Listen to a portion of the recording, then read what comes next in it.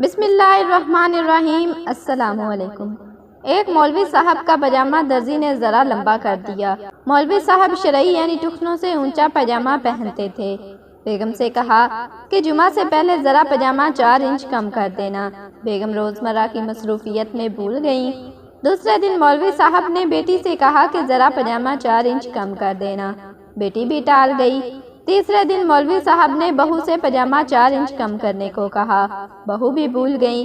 جمعہ کا دن آن پہنچا تو اچانک بیگم کو خیال آیا کہ آج جمعہ ہے اور مولوی صاحب نے نیا پاجامہ پہن کر جمعہ ادا کرنے جائیں گے۔ انہوں نے اپنے کمرے میں لے جا کر جلدی 4 انچ کاٹ کر بقیہ مار دیا اور پاجامہ رکھ آئیں۔